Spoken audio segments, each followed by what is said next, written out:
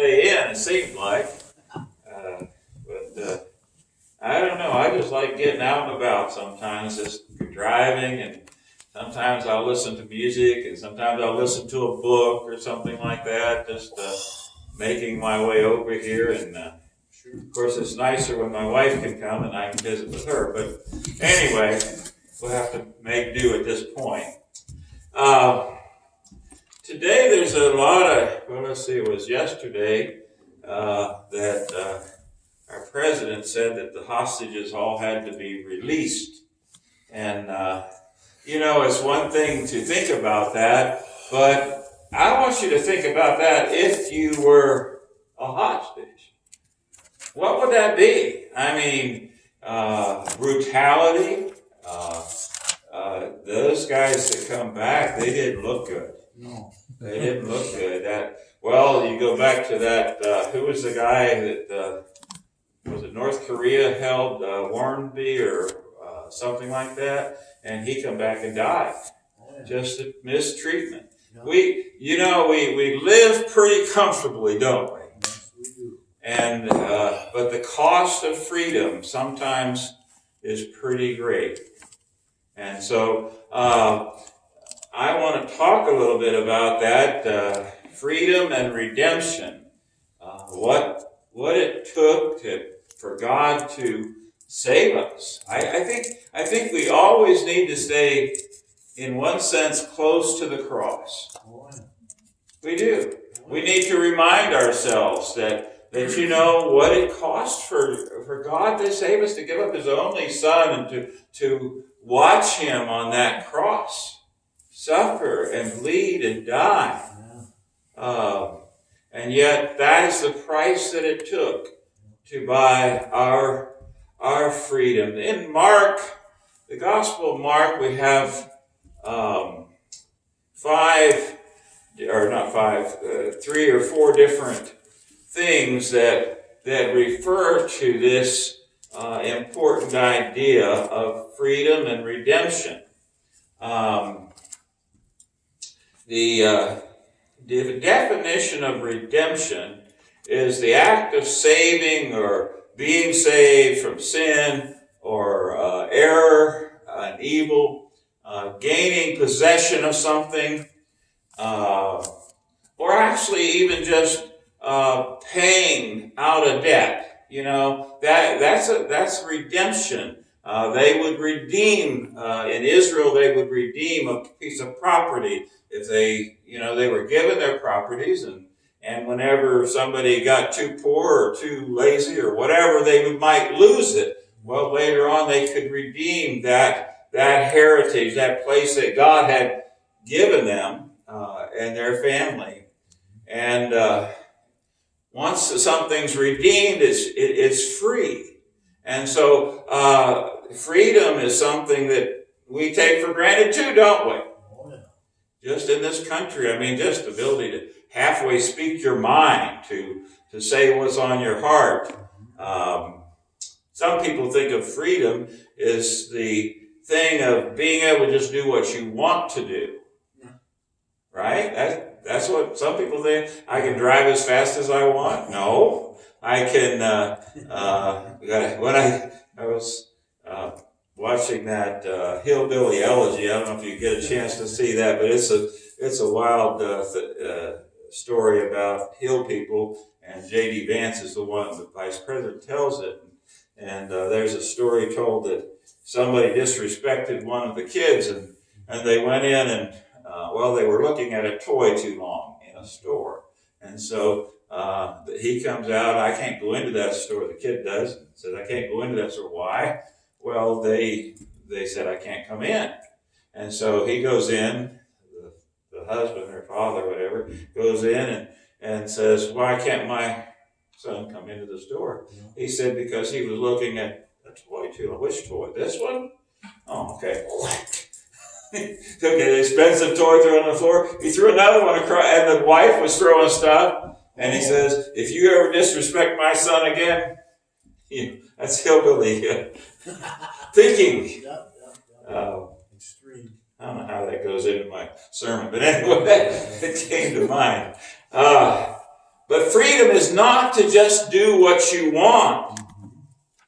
There's another type of freedom that we talk about is freedom from tyranny. You know, you think about how, unfortunately, the people in Gaza were under tyranny. You know, they couldn't speak out against the government. They were living in poverty. All the money and gifts that they got, what did they do with it? They built tunnels and rockets.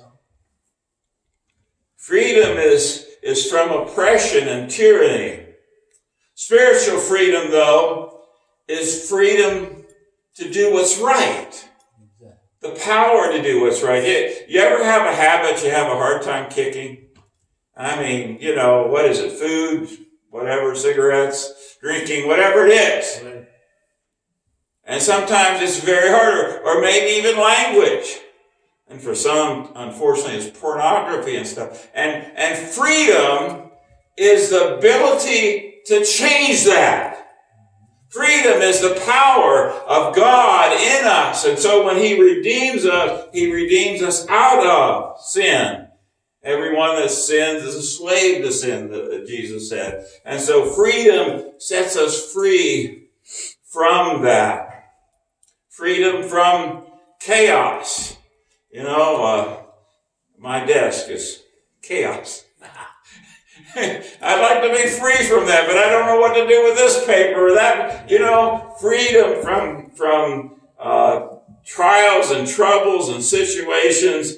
Well, in chapter 4 and 5 of Mark, we see people that are redeemed, bought back, given another chance, and set free.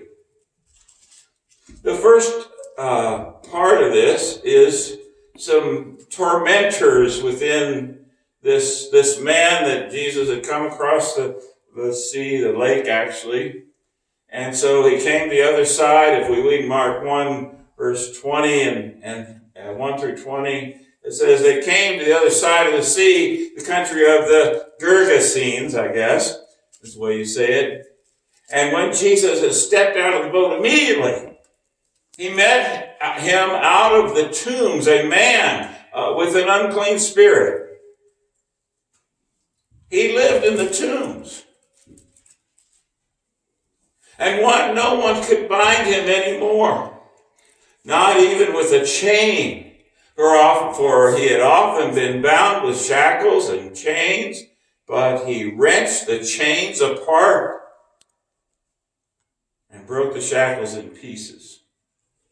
And no one had strength to subdue him. Night and day, among the tombs, on the mountains, he was always crying and cutting himself with stones. And when Jesus saw him from afar, he ran. And when he saw Jesus from afar, he ran and fell down before him.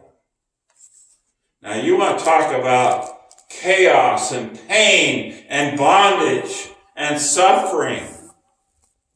I mean, what was his mother feeling? What was his dad feeling? What were his brothers and sisters? No connection with anybody. And that's kind of the pain that we're in when we don't know Jesus, isn't it? Oh, yeah. Maybe not as severe. Maybe we can paper over some things and maybe we can make it in society without being locked up. But imagine the pain that he's in and how did he come out of that? And this is the kind of deliverance, I think, an example of deliverance that Jesus gives us. Many times people suffer because of their own faults. You know that? Oh, yeah. I mean, think of children. I don't know. I guess some of the things I see and hear on the news and think about breaks my heart. How can anybody be so cruel or hurtful? No. And to be brought out of that painful to terrible anguish. And so he was it says there was a legion of demons in this person. And I'm not sure how to even think about that, because maybe I've experienced one or two situations where I felt like, well, is there a demon going on here? Something not of God, that's of a kind of spiritual nature or beyond human nature, beyond natural nature going on. And I've seen that, but he had, whenever the demon actually spoke through the guy, it says, "Who are you?" "I'm Legion." Now, Legion of Romans is 6,000 men coming, and all this working in this guy's heart and mind and controlling him. By the way, I will say this, that if you are in Christ, greater is he that is in you than he that is in the world. Mm-hmm. And the Spirit of God has freed you from those things. But this guy wasn't. No. And so he said, don't cast me into the abyss. Don't destroy me or get rid of me. The demon said, "Cast us into this herd of swine that's on this hillside." And so the demons came out, 6,000 of them apparently, came out and went into this herd of swine, 2,000 animals. How, farmers, if you lost 2,000 animals, would that be a big hit? I don't care how big a farmer you are, that would be a big hit. And they ran into the lake and drowned.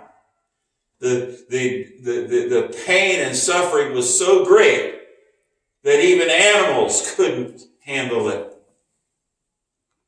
And then as everybody Jesus caused a big stir and everybody came around. Now, by the way, you might think, well, wait a second, I thought Jesus didn't eat or raise hogs. Right. And they didn't. But this was a Greek influence came into this place, and there were people on a certain side. They call it Decapolis, which is 10 cities, but there was a place on the side, on the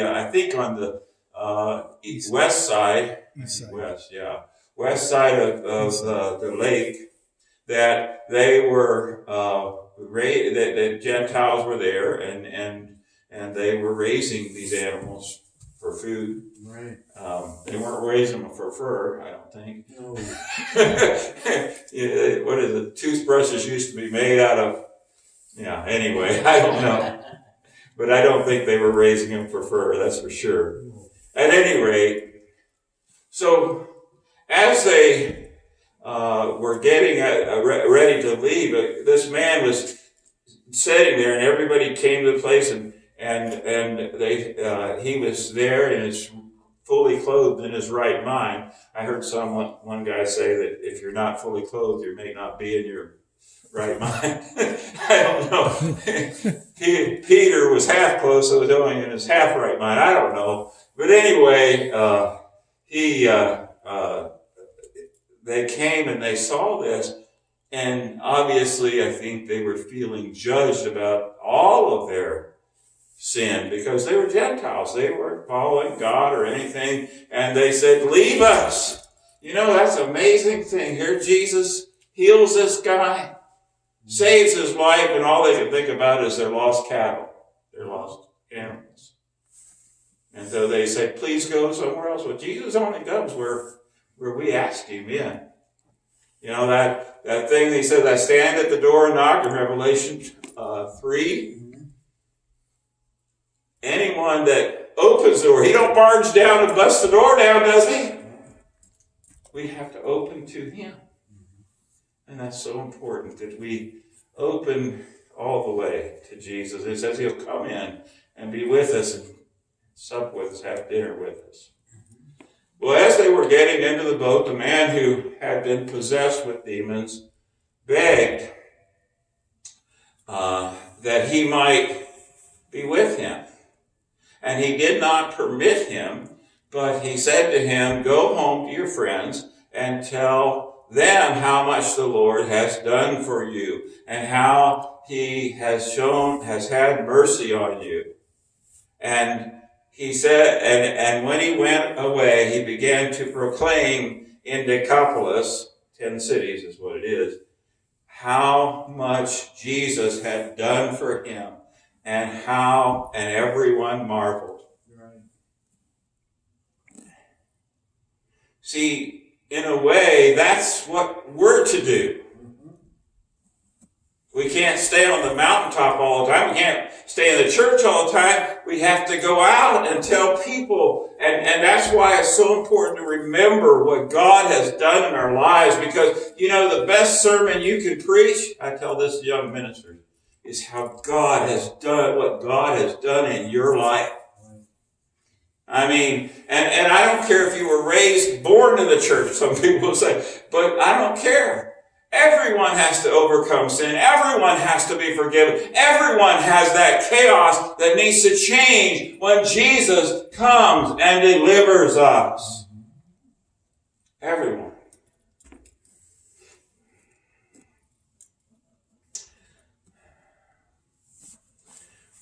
Well, there's a second deliverance, a second redemption that's mentioned in this passage, as Jesus was called to come to the ruler of the synagogue's house.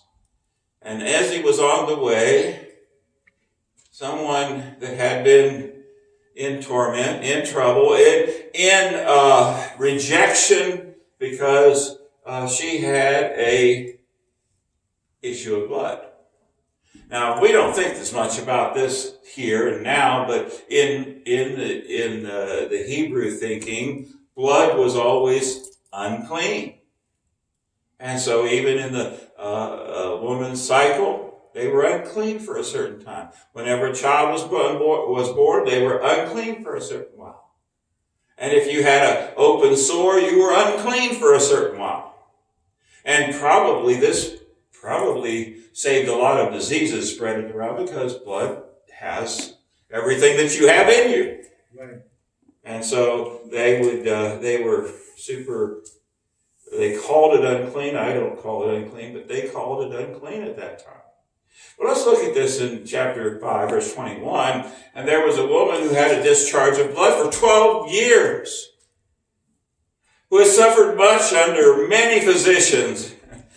When you go to the doctor and spend money, it could cost. And she had spent money and was no better, but rather grew worse. You ever wonder sometimes? Sometimes it just doesn't get any better. And she heard reports that Jesus had come, she had heard reports about Jesus, and came up behind him in the crowd and touched his garment. Now, again, you have to realize the setting of this, or what was actually happening. This woman was not only had this disease, or this sickness, I call it maybe better, this sickness, but she was rejected from everyone. Anything she touched was unclean. Any person she was around would be unclean. She had to go, whenever lepers were unclean, they had to go around and say, unclean, unclean, and everybody would run. Had to live separately from her family, excluded from all the things that people are part of. And yet Jesus, she knew. She had heard. Have you heard about Jesus? Have you heard about him? He can heal anything. He can save the worst of us. He can change. He can deliver us. He can redeem us. And she had heard reports about Jesus, and she said, if I can just reach up and touch, and here she is pushing through the crowd, and anyone that knew her otherwise, and she said, if I can just touch the hem of his garment, I know I can be healed. And so she pressed her way in.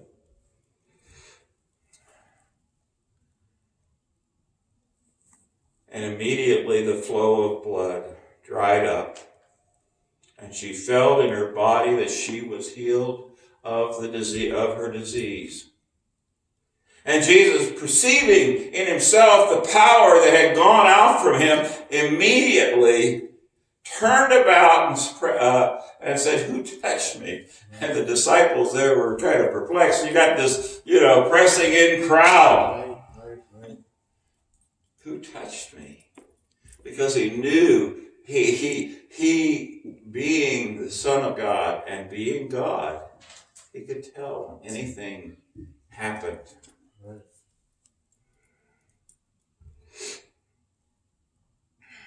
Who touched me?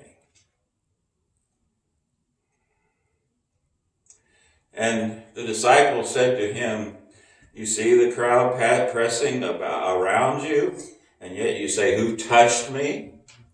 And he looked around, but the woman, he looked around to see who had done it, but the woman, knowing what happened to her, came in fear, trembling and falling down before him, and told him the whole truth.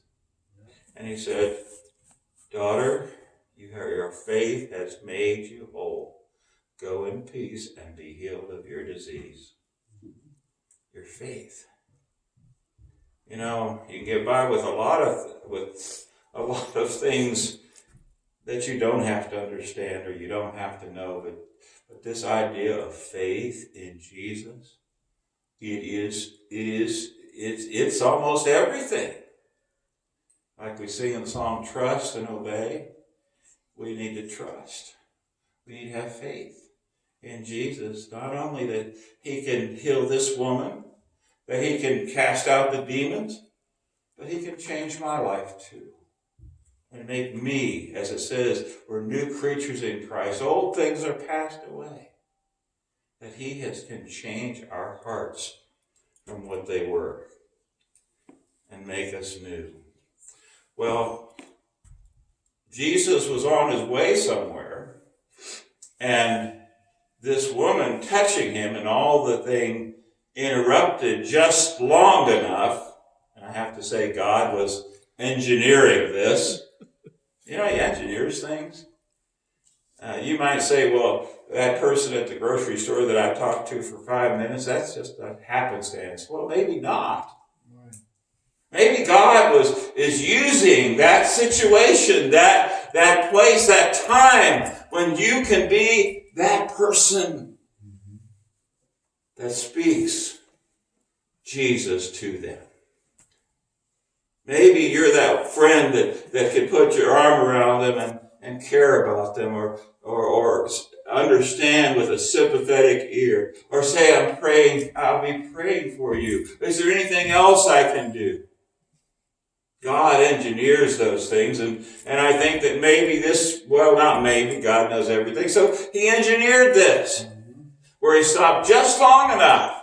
And I wonder how that person with his son, or with the daughter that had died, I wonder if they thought, well, if he had just kept going. But the person that can heal the sick can raise the dead. There is no power that's beyond him. Mary said, "Lord, had you been here, my brother wouldn't have died." Mary and Martha and their brother Lazarus, 4 days. The body would start decaying in that time. But our God, our Jesus Christ, has the power of miracles. He can bring life into where there's no life. And that's the promise that he has for every one of us that die in him. He says he will call us and we will come forth just as Lazarus did. And he'll give us a new body and a new life, just as Lazarus was given that. Only our body that we're resurrected with will be eternal. No more death, no more dying, no more pain.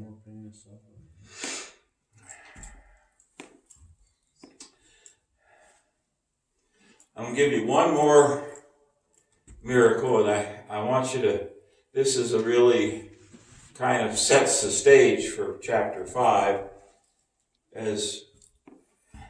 because we sometimes face chaos in our lives. Preachers do too, by the way. And we're not immune. Daniel, did your folks ever suffer chaos in their lives? I mean, and sometimes it goes from one chaos to another. To another.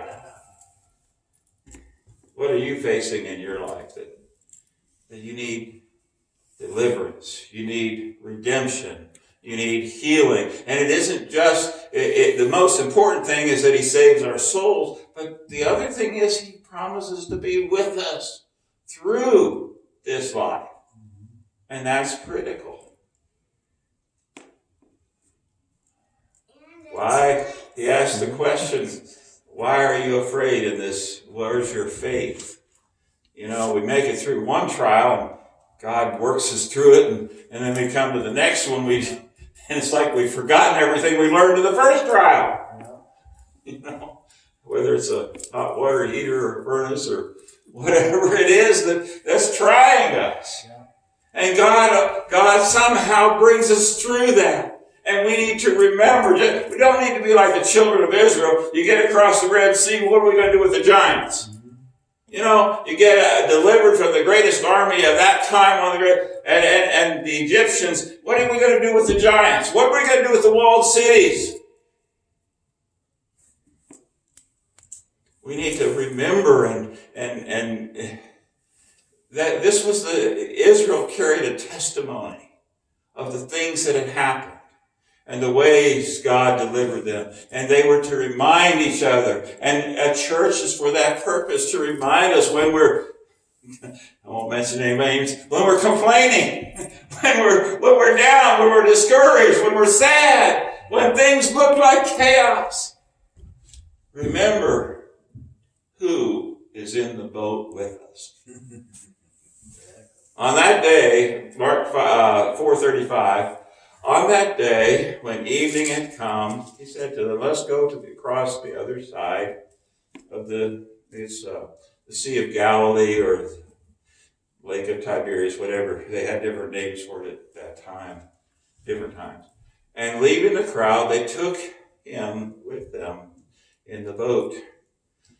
Take Jesus with you. Take Jesus with you. Never leave him outside the boat. Never go anywhere. Never do anything but that Jesus is with you. So they took Jesus with him, or they were with him.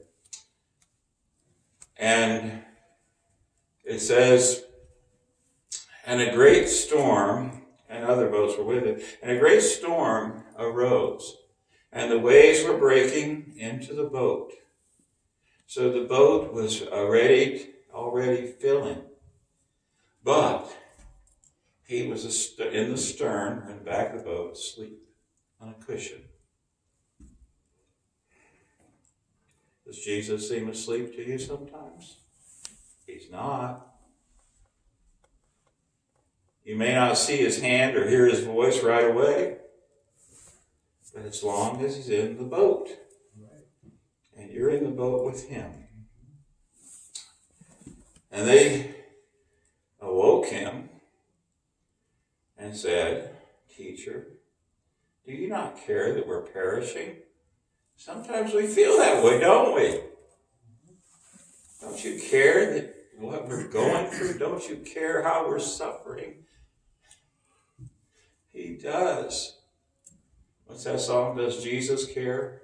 Ever heard that song? That's a good song. Makes me sad to hear it, is what I sing it, but he does care. And it says, he awoke and rebuked the wind and said to the sea, Peace, be still. And the wind ceased, and there was a great calm. And he said, Why were you so afraid? Don't you remember when I healed the sick and raised the dead and fed the thousands and made don't you remember? Can't you remember? And that's what we need to constantly be there for each other, reminding. Don't you remember? Jesus is always there, and he always cares. Even, now I'll throw one more monkey wrench into the thing, even when he doesn't calm the sea or calm the sea and still the storm, whichever way, you know what I'm saying. Even if he doesn't in this lifetime, he's still there, and he still cares, and he's still with you. I will never leave you nor forsake you. I'm always with you. Why were you so afraid? Do you still have no faith? And when they were filled with great fear and said to one another, "Who is this, that even the winds and the sea obey him?"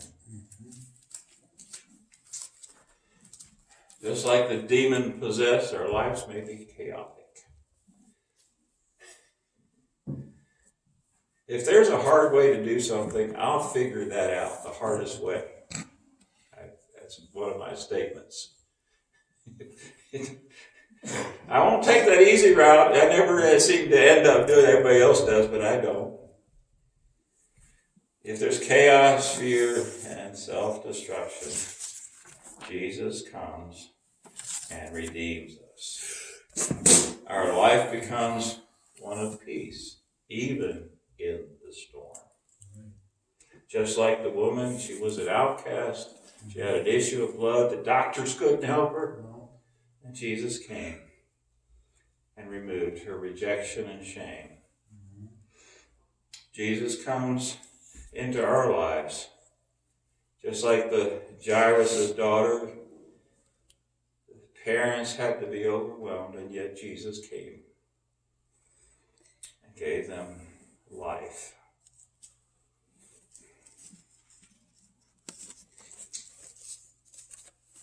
You know, like the prodigal son, most of our problems are of our own making. I never borrowed money that I didn't have a hard time paying it back.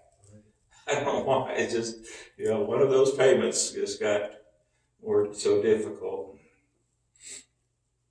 Most of our problems of our own making.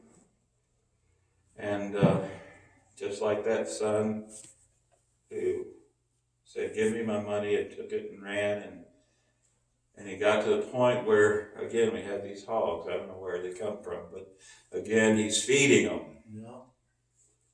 And I think it's the worst degradation a Jew could feel.